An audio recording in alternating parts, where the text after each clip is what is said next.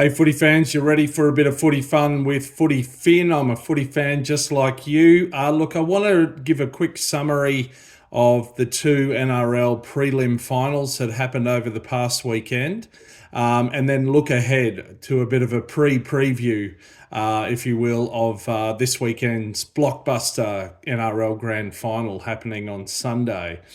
So just looking back to the two elimination finals, Melbourne, of course, had a big win in the end over the Roosters. They put 40 odd points on them.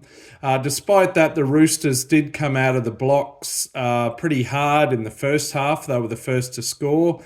And then in the start of the second half as well, they did reduce the margin to 12 points at one point. But ultimately, Melbourne came away with it quite easily in the end. Hughes got a hat trick. Did Harry Grant get a hat trick as well? I should know that, but easy win. On the other hand, the Panthers against the Sharks on Saturday night was a little bit different.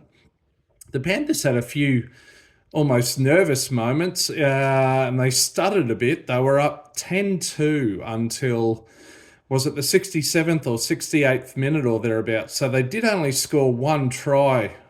No, up until one and a couple of penalties, I think, up until that point.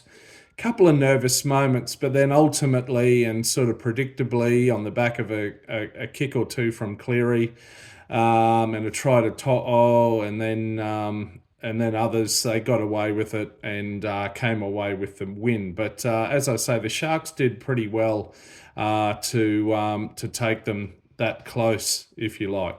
Now, of course, a big talking point coming out of last weekend and leading into the final is the suspension of Melbourne Storm's Nelson Asofa-Solomona. He did have an appeal to the judiciary last night, Monday, but that was overturned. He will miss the grand final, sadly, for Storm fans.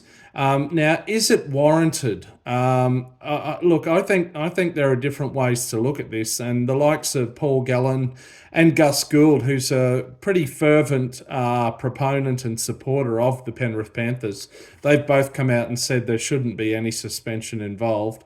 I do agree with them. You've got to take into account how tall Nelson is. There's a massive height difference. But also there's other mitigating factors. Collins isn't a particularly tall forward. Melbourne Storm's Katoa was also involved in the tackle. And in a way, I think Katoa made the first contact. And by virtue of Collins's sort of running style, his shoulder, in a sort of a whiplash fashion, his sort of head kind of careened into Nelson's shoulder. Of course, Collins is really very prone to concussions at this stage of his career. So, look, I think there were a lot of mitigating factors. I don't agree with it personally. I may be a little bit biased towards the Storm, but there you have it. And one does ask, what if Nelson was a Penrith Panthers player? Would he get the same? Would he get the same penalty and miss the grand final? I'm not sure of that, to be honest with you. I think the Panthers sometimes get the rub of the green. Another example from last weekend, look at Liam Martin. He was involved in a head clash. He fell down onto the turf on his back, both arms back like that, usually a telltale sign of a head knock and a concussion. But mysteriously he was okay and came back on. I don't know. I just, it doesn't sit right with me. But I would say this about Nelson. He shouldn't have put himself in that position that put him at risk of being suspended.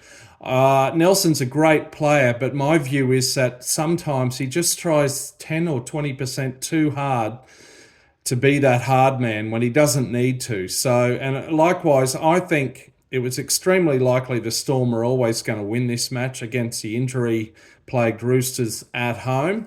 Nelson, he didn't have to put himself in that position, but it's very sad. The Storm will miss him in the final, in the grand final for sure, not only because of his huge stature and presence, but also he will certainly would have been the only forward that had played for the Storm in the 2020 Grand Final win over the Panthers. So there's a psychological edge there. Christian Welch was there, and he's still in the broader Storm squad. I don't think he'll be playing in the Grand Final, so the Storm will miss Nelson. It's a shame. It's a shame that the Grand Final week has to be sort of marred by that. And once again, experts and myself disagree with the suspension.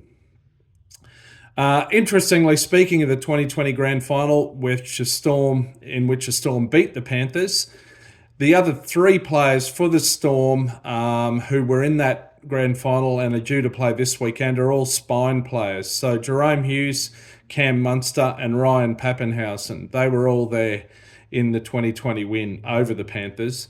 On the other hand, Penrith have 8 players who were involved in that 2020 Grand Final who are due to play this weekend.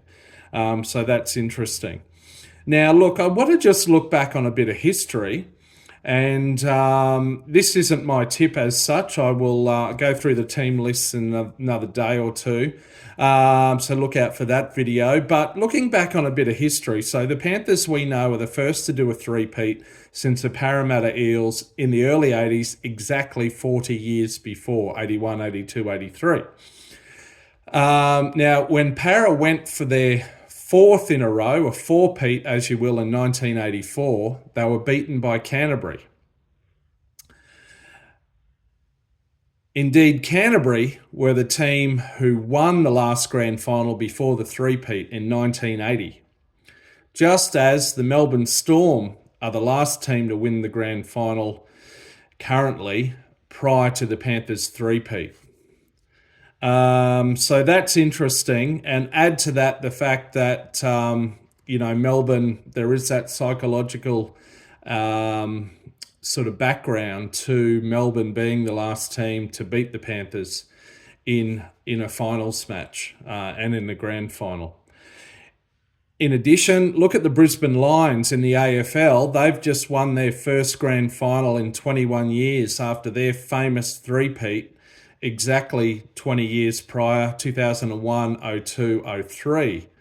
And the Lions were going for a four-peat in 2004, but they lost that to the Port Adelaide Power. So that was the end of that. The question has to be asked, are the Melbourne Storm the Panthers' bogey team? Is there some kind of hoodoo in the modern game around the four-peat?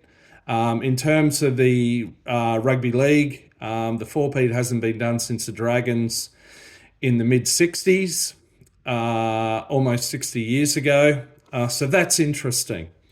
Anyway, that's it for today. Thanks for listening. Please like, subscribe, comment. Let me know, what do you think? What do you think about the Nelson's suspension? Look out for my tips video. Till next time, catch you out around the left edge. See ya.